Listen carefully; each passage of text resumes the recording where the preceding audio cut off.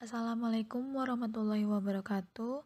Pada kesempatan kali ini, kami kelompok 10 ingin menjelaskan mengenai bab 11 yaitu pendekatan-pendekatan peristiwa dan perilaku. Anggota kelompok kami yaitu yang pertama Afifah Madinda Kirani, yang kedua Ma'arifah Tiwi Ramadhani, dan yang ketiga saya sendiri Tiffany Rianika Nabila. Halo teman-teman, di sini saya Afifah Madinda Kirani akan memberikan pemaparan mengenai pendekatan peristiwa. Nah, yang pertama adalah hakikat dari pendekatan peristiwa. Pendekatan peristiwa ini pertama kali dinyatakan secara eksplisit setelah adanya suatu perbedaan pendapat yang terjadi di antara anggota Committee of American Accounting Association yang mengeluarkan sebuah Statement of Basic Accounting Theory. Itu ada dua pendapatnya. Yang pertama itu kelompok nilai, yang kedua itu pendekatan peristiwa. Nah, yang kelompok nilai ini dia merupakan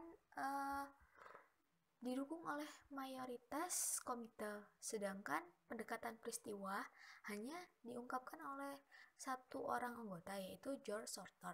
Nah, sekarang kita kupas satu-satu. Yang pertama itu kelompok nilai. Kelompok nilai atau juga disebut sebagai kelompok kebutuhan. Itu dari para pengguna yang telah cukup diketahui untuk memungkinkan dilakukannya pengambilan suatu teori akuntansi yang memberikan input optimal bagi model-model keputusan tertentu. Nah, model akuntansi konvensional yang didasarkan pada pendekatan nilai memiliki beberapa kelemahan, antara lain dimensi terbatas, rencana klasifikasinya tidak selalu tepat, tingkat agregasi informasinya terlalu tinggi, dan terlalu terbatasi tingkat integrasi dengan area fungsional dari sebuah perusahaan. Nah, makanya muncul pendekatan peristiwa. Nah, pendekatan peristiwa ini mengusulkan bahwa tujuan dari akuntansi adalah untuk memberikan informasi mengenai peristiwa-peristiwa ekonomi yang relevan yang dapat berguna dalam berbagai jenis model keputusan. Nah, selanjutnya karakteristis dari suatu peristiwa itu dapat diamati secara langsung dan memiliki arti ekonomi yang signifikan bagi para pengguna. Karakteristik ini tidak menggunakan nilai moneter yang mungkin harus diungkapkan. Pendekatan peristiwa juga mengasumsikan bahwa tingkat pengumpulan dan evaluasi dari data akuntansi akan ditentukan oleh pengguna, mengingat fungsi kerugian dari para pengguna. Nah, yang kedua adalah laporan keuangan dan pendekatan peristiwa. Di sini udah ada tabel perbandingan ya antara pendekatan nilai dan pendekatan peristiwa. Yang pertama, perbandingan dari sisi neraca. Di pendekatan nilai, neraca dianggap sebagai indikator dari posisi keuangan perusahaan pada suatu titik tertentu di suatu waktu. Sedangkan pada pendekatan peristiwa, neraca ini dianggap sebagai komunikasi secara tidak langsung dari seluruh peristiwa-peristiwa akuntansi yang relevan bagi perusahaan sejak ia dibentuk. Yang kedua itu dari segi laporan laba rugi. Menurut pendekatan nilai, laba rugi merupakan indikator dari kinerja keuangan sebuah perusahaan pada suatu periode tertentu. Sedangkan menurut pendekatan peristiwa, laporan laba rugi ini merupakan suatu komunikasi langsung yang mengenai peristiwa-peristiwa operasional yang terjadi selama periode tertentu. Sedangkan yang terakhir menurut laporan arus kas, pendekatan nilai ini merupakan penyajian mengenai perubahan kas. Sedangkan menurut pendekatan peristiwa, laporan arus kas merupakan penyajian peristiwa-peristiwa keuangan dan investasi. Yang ketiga, itu ada teori peristiwa normatif dari akuntansi. Tujuan dari teori peristiwa normatif ini apa sih? Tujuannya adalah untuk memaksimalkan keakuratan peramalan laporan-laporan akuntansi dengan berfokus pada atribut-atribut yang paling relevan dari peristiwa-peristiwa yang sangat penting bagi pengguna. Nah, teori ini tuh meminta adanya suatu taksonomi yang eksplisit, yang gamblang dari suatu peristiwa-peristiwa nyata yang harus dilaporkan oleh akuntan. Terus perencanaan klasifikasinya itu harus lebih efektif dengan referensi khusus pada label-label yang memungkinkan untuk mengaitkan peristiwa dengan peristiwa lain yang berhubungan. Nah, yang ketiga itu membuat struktur sistem informasi akuntansi yang berbasis peristiwa. Yang keempat, sistem informasi akuntansi berbasis peristiwa. Nah, masih nyambung nih dari slide sebelumnya. Kan membahas tentang tujuan dari peristiwa normatif dari akuntansi.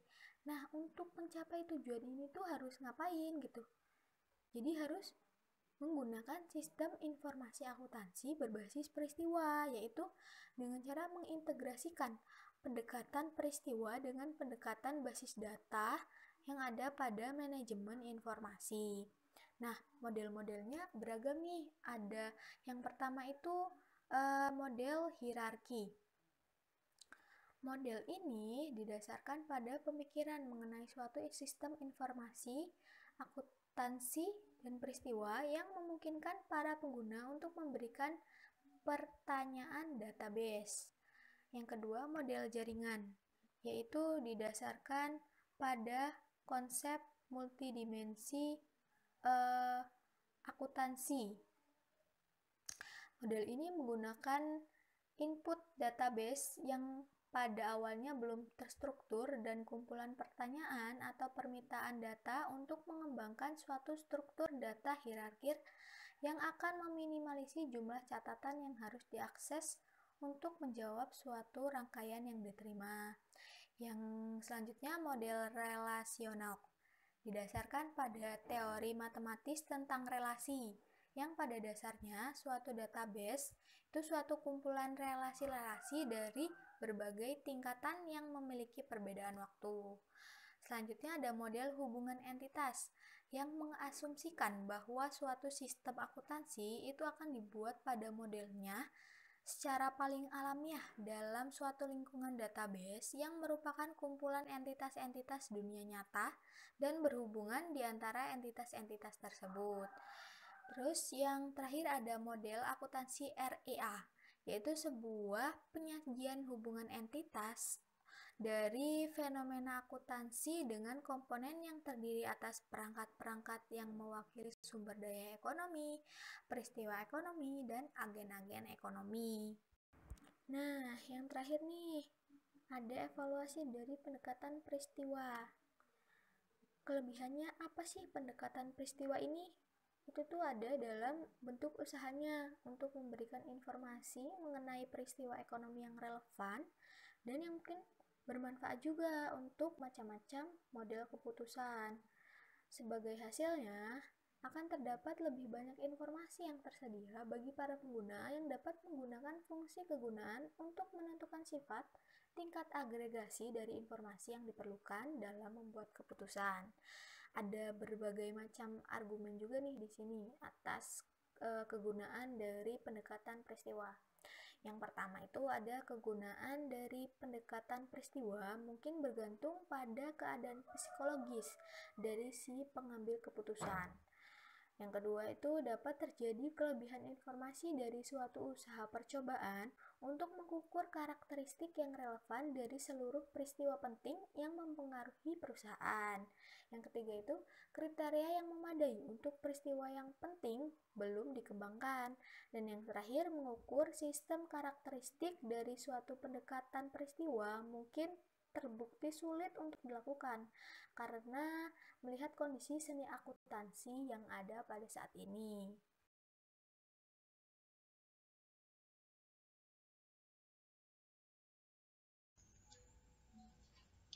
Pendekatan yang kedua yaitu pendekatan perilaku. Dalam pendekatan perilaku ini terdapat 5 poin penting yang harus kita ketahui. Poin yang pertama yaitu hakikat dari pendekatan perilaku. Pendekatan perilaku pada formulasi teori akuntansi menekankan relevansi pengambilan keputusan dari informasi yang dikomunikasikan dan perilaku individu dan kelompok yang ditimbulkan oleh komunikasi informasi. Kemudian, akuntansi diasumsikan berorientasi pada tindakan. Tujuannya yaitu untuk mempengaruhi tindakan secara langsung melalui muatan informasional dari pesan yang disampaikan dan secara tidak langsung melalui perilaku para akuntan. Tujuan dari ilmu keperilakuan yaitu untuk memahami, menjelaskan, dan meramalkan perilaku manusia, yaitu untuk menetapkan generalisasi dari perilaku manusia yang didukung oleh bukti empiris yang dikumpulkan dalam cara yang objektif oleh prosedur-prosedur yang sepenuhnya terbuka untuk ditinjau, ditiru, dan dapat diverifikasi oleh ilmuwan-ilmuwan lain yang berminat. Sedangkan tujuan mendasar dari akuntansi keperilakuan yaitu untuk menjelaskan dan meramalkan perilaku manusia di semua konteks akuntansi yang mungkin terjadi. Poin yang kedua yaitu mengenai dampak perilaku dari informasi akuntansi. Dalam informasi akuntansi, jika dilihat dari segi isi dan formatnya, mungkin dapat memberikan dampak bagi masing-masing pengambilan keputusan. Oleh karena itu, studi-studi penelitian di area ini telah memeriksa model-model pelaporan dan praktik pengungkapan untuk menilai pilihan yang tersedia dilihat dari segi relevansi dan dampaknya pada perilaku. Studi-studi ini dapat dibagi dalam 5 kelompok umum. Yang pertama yaitu kecukupan pengungkapan. Di dalam kecukupan pengungkapan ini terdapat 3 pendekatan untuk menilainya. Pendekatan pertama yaitu menilai pola yang berkaitan dengan dimasukkannya informasi tertentu. Pendekatan yang kedua yaitu menilai perspektif dan sikap dari kelompok kepentingan yang berbeda. Pendekatan yang terakhir yaitu menilai sampai sejauh mana item-item informasi yang berbeda diungkap dalam laporan tahunan dan faktor tertentu dari perbedaan-perbedaan yang signifikan dalam kecukupan pengungkapan keuangan antar perusahaan. Yang kedua yaitu kegunaan dari data laporan keuangan, yang mana di dalamnya terdapat 2 pendekatan untuk menilainya. Pendekatan yang pertama yaitu menilai arti penting secara relatif dari analisis investasi, item-item informasi yang berbeda baik untuk pengguna maupun pembuat informasi keuangan. Pendekatan yang terakhir yaitu menilai relevansi dari laporan keuangan terhadap pengambilan keputusan dengan didasarkan pada komunikasi laboratorium dari data laporan keuangan dari segi kemudahan untuk dibaca dan arti bagi pengguna secara umum. Yang ketiga yaitu sikap dari praktik-praktik pelaporan perusahaan, yang mana terdapat 2 pendekatan untuk menilainya. Pendekatan yang pertama yaitu menilai preferensi untuk teknik-teknik akuntansi alternatif. Pendekatan yang kedua yaitu menilai sikap dari permasalahan pelaporan umum. Kemudian selanjutnya yaitu pertimbangan materialitas, yang di dalamnya terdapat 2 pendekatan untuk menilainya. Pendekatan yang pertama yaitu menilai faktor-faktor utama yang menentukan pengumpulan, pengklasifikasian, dan perangkuman data akuntansi. Pendekatan yang kedua yaitu berfokus pada item-item apa yang dianggap material oleh orang lain dan mencoba untuk menentukan tingkat perbedaan yang diminta dalam data akuntansi sebelum perbedaan tersebut dianggap sebagai material. Dan yang terakhir yaitu berbagai dampak keputusan dari prosedur akuntansi alternatif, terutama dalam konteks penggunaan teknik-teknik persediaan yang berbeda, informasi tingkat harga, dan informasi non-akuntansi.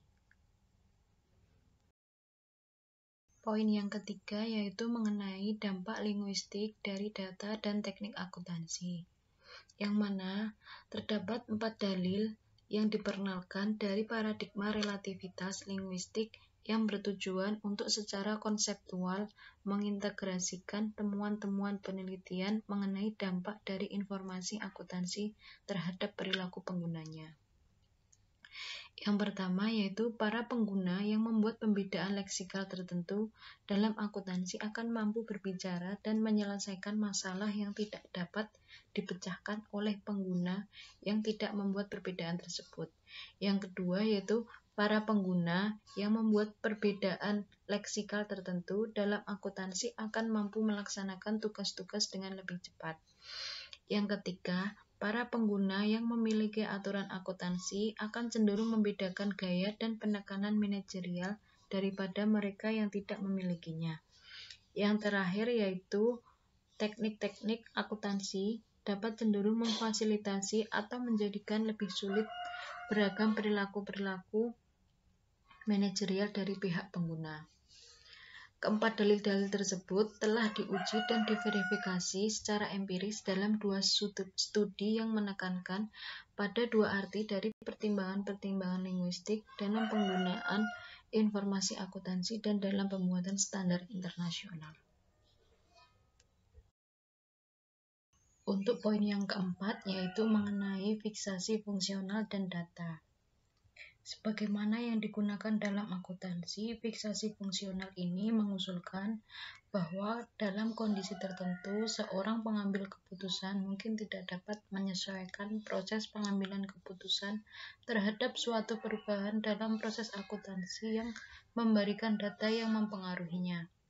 Fiksasi fungsional diawali sebagai satu konsep dalam psikologi yang berasal dari investigasi mengenai dampak dari pengalaman masa lalu pada perilaku manusia. Selanjutnya yaitu terdapat bermacam-macam konsep untuk hasil dari fiksasi fungsional dan data tersebut dalam akuntansi. Yang pertama yaitu hipotesis pengondisian. Fenomena pengondisian ini menghalangi subjek untuk menerapkan perilaku yang benar, yaitu melakukan penyesuaian berdasarkan atas perubahan akuntansi dan telah menggiring mereka untuk bertindak seperti jika mereka telah dikondisikan untuk bertindak sesuai dengan perilaku atau sesi sosialisasi mereka sebelumnya. Jadi, fenomena pengondisian adalah satu bentuk fiksasi fungsional karena subjek tidak lagi dapat melakukan pembedaan. Yang kedua yaitu teori prospek dan hipotesis penyusunan. Penyusunan terjadi karena kata-kata dari suatu pertanyaan memiliki potensial untuk mengubah respon subjek. Fiksasi fungsional dapat dilihat sebagai satu hal dari pemilihan khusus dari pilihan-pilihan penyusunan yang dibuat oleh subjek dalam percobaan. Formulasi dari tugas-tugas keputusan sekaligus pula kata-kata benda, kebiasaan, dan karakteristik pribadi dari subjek akan mempengaruhi penyusunan keputusan dan mengarah pada fiksasi data fungsional. Dan yang ketiga yaitu keterlibatan ego yang pertama dan yang terbaru. Dalam hal ini, keterlibatan ego dengan teknik akuntansi yang baru saja dipelajari, subjek akan memberikan arti penting kepada apa yang dianggap sebagai suatu yang relevan, signifikan, atau bermakna. Hal ini akan menjelaskan beberapa temuan fiksasi data di mana subjek telah kembali pada penggunaan baik itu metode yang pertama dan yang kedua yang ia pelajari sebagai metode yang lebih jelas atau mendasar bagi keterlibatan ego mereka. Untuk poin yang kelima yaitu sifat induksi informasi. Perilaku seorang individu dapat dipengaruhi oleh informasi dalam 2 cara. Cara yang pertama yaitu melalui penggunaan informasi ketika bertindak sebagai seorang penerima. Cara yang kedua yaitu melalui induksi informasi ketika bertindak sebagai seorang pengirim. Selain 2 cara tersebut, terdapat juga faktor waktu yang dapat mengatur induksi. Faktor yang pertama yaitu komunikasi dari informasi yang pada kenyataannya merupakan penggambaran dari perilaku pengirimnya atau dianggap seperti itu oleh pengirimnya. Faktor yang kedua yaitu konsekuensi-konsekuensi yang mencerminkan kemungkinan efek-efek timbal balik pada pengirim informasi akan sangat kondusif bagi induksi informasi. Faktor yang ketiga yaitu pengklasifikasian secara luas dampak-dampak timbal balik bagi pengirim informasi yang muncul dari evaluasi eksternal atas kinerja, regulasi dan pengendalian atas operasi, interaksi dengan keputusan-keputusan dari unit-unit keperilakuan yang lain, dan pengubahan-pengubahan yang terjadi pada seperangkat pilihan yang terbuka bagi pengirim informasi. Pembahasan yang ketiga yaitu mengenai pendekatan pemrosesan informasi manusia. Jadi, perhatian akan pendekatan pemrosesan informasi manusia ini tumbuh dari adanya suatu keinginan untuk meningkatkan baik perangkat informasi yang disajikan kepada pengguna dari data keuangan maupun kemampuan dari pengguna untuk menggunakan informasi tersebut. Selanjutnya, terdapat 3 komponen utama dari model pemrosesan informasi, yaitu input, proses, dan output. Jadi, studi-studi dari perangkat input ini berfokus pada variabel-variabel yang kemungkinan besar akan mempengaruhi bagaimana cara seseorang memproses informasi untuk pengambilan keputusan.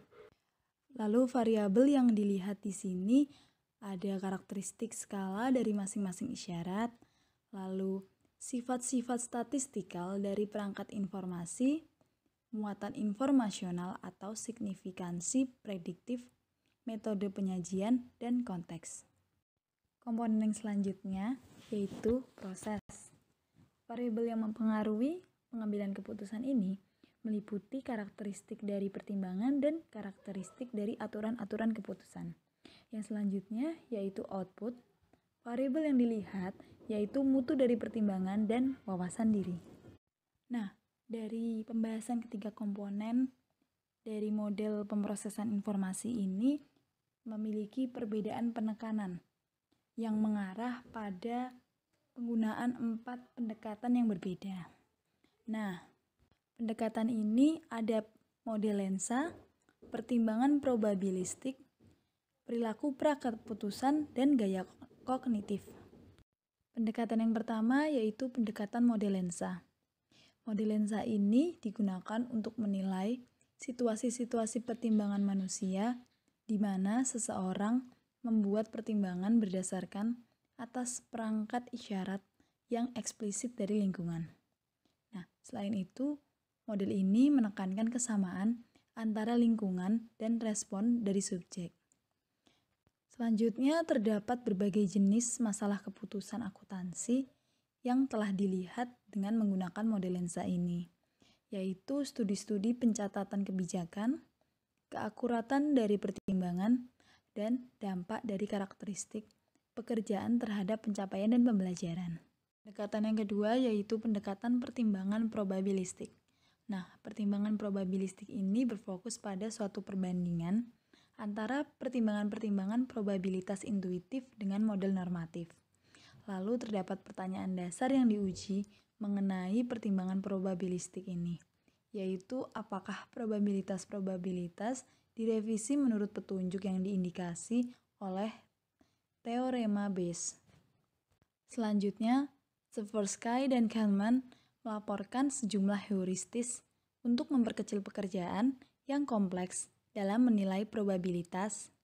Nah, heuristis ini meliputi kerepresentatifan, ketersediaan, serta penyesuaian dan penyandaran.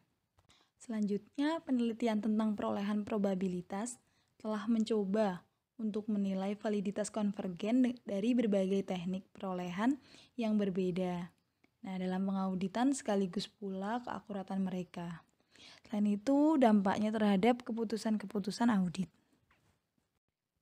Untuk pendekatan yang ketiga ini yaitu perilaku prakeputusan. Nah, untuk perilaku prakeputusan ini umumnya diuji dengan menggunakan metode pelacakan proses.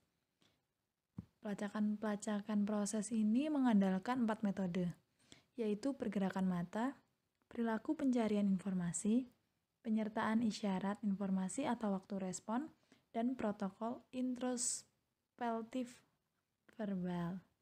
Nah, sedikit sekali studi-studi akuntansi yang mengandalkan metode pelacakan proses ini.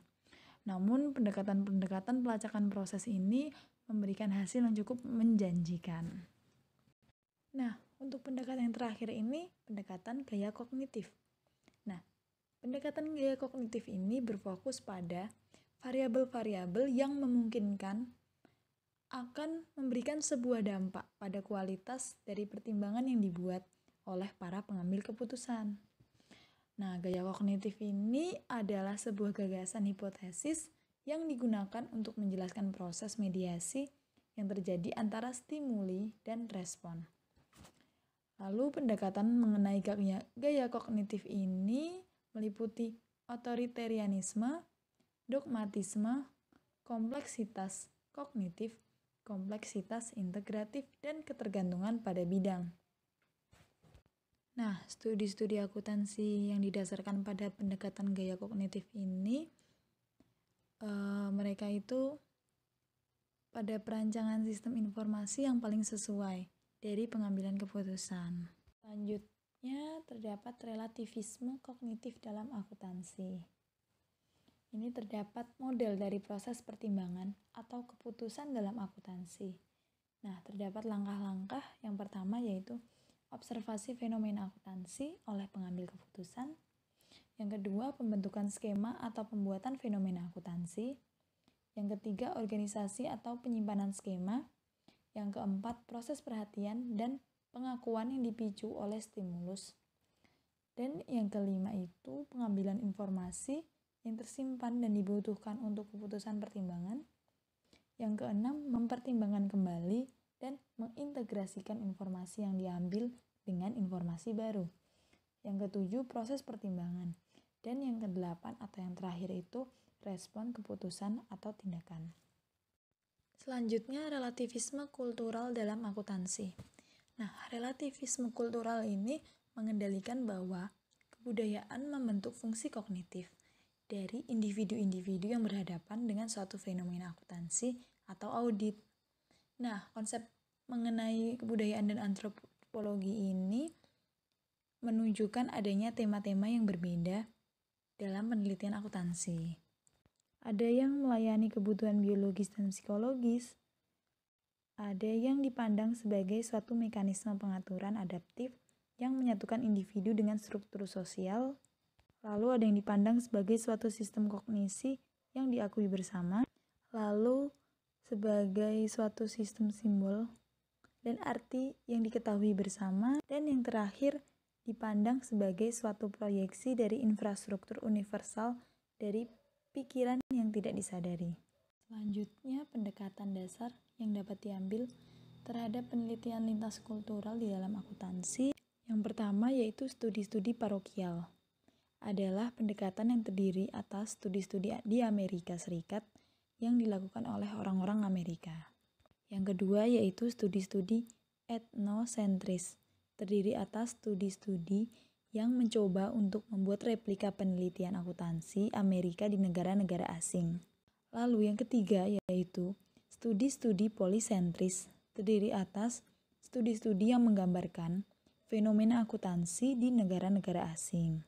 Lalu yang keempat yaitu studi-studi akuntansi komparatif, berfokus pada pengidentifikasian kesamaan-kesamaan dalam fenomena akuntansi dari kebudayaan-kebudayaan di seluruh dunia. Lalu yang kelima yaitu studi-studi sinergistik kultural. Ini berfokus pada penciptaan keuniversalan dalam akuntansi sambil tetap menjaga suatu tingkat kespesifikasian kultural yang memadai. Nah, selanjutnya penelitian lintas kultural dalam akuntansi ini kenapa sih dibutuhkan? Nah, alasannya itu yang pertama menetapkan kondisi-kondisi yang membatasi untuk model-model dan teori-teori akuntansi.